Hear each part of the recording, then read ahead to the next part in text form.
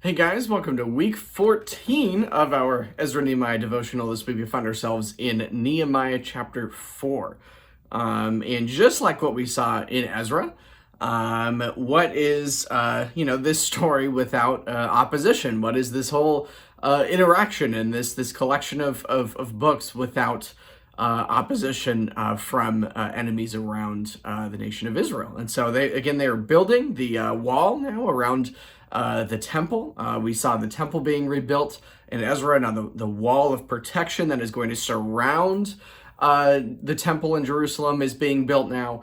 And now we run into some more and more opposition for the people of God. So you have this figure, Sanballat, who is this guy who steps in with his allies. Those are with him, and they seek to oppose the people of God as they build this wall of protection around their city and around the temple.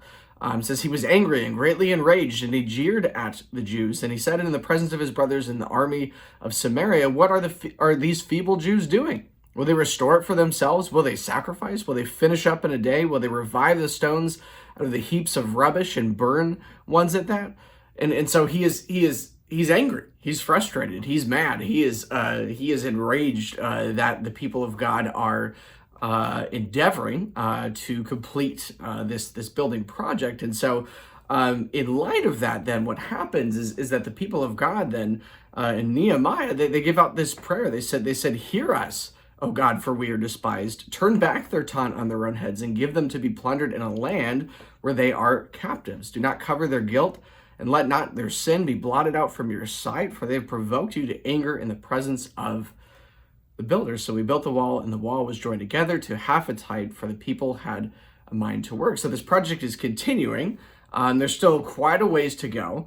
And they give out this prayer to the Lord that he would protect them, that he would return on the heads of his enemies, what his enemies seek to do to the people of God. It's really intense. It's really, really intense and really quite dramatic as we look at this passage and as we look at this chapter. And it continues.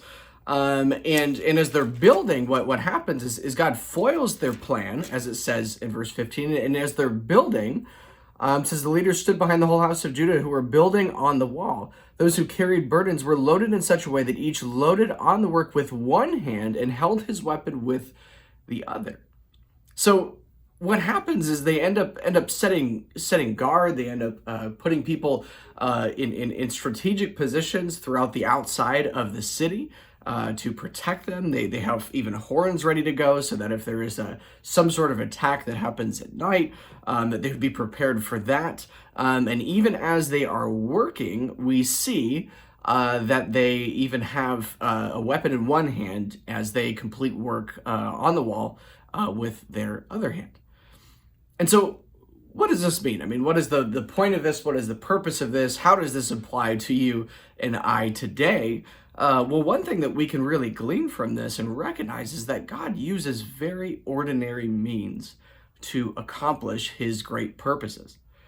And by that, what I mean is that oftentimes you and I get in this spot where we seek after, God to do very miraculous things, which is not bad, but oftentimes we think God is only at work when something really, truly miraculous is happening, that he's only at work in the really massive, big things that are happening around us in the world, or even things that we have gotten to witness before, that we assume that is where God is at work, and that all of the mundane actually is not where God is at work.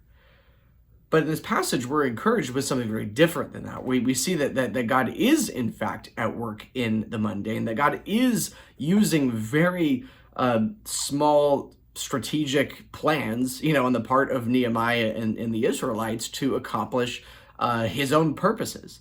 And we even see this later reflected in the ministry of Jesus, where he talks about how God even cares for the lilies of the field, for the birds of creation, that God has control over and care over even the smallest things in our world today. And so that is a massive encouragement, because in this last year, I'm sure it's felt pretty mundane. I think particularly in the beginning of the pandemic, where a lot of us were really locked down. We're not able to really leave our houses. For those of you that were doing school online for a long period of time and continue to do so, that it may seem like God is absent. It may seem like he's left. But rather, what we see in passages, chapters like this, is that even in frustrating, difficult scenarios and situations, God is at work in the mundane.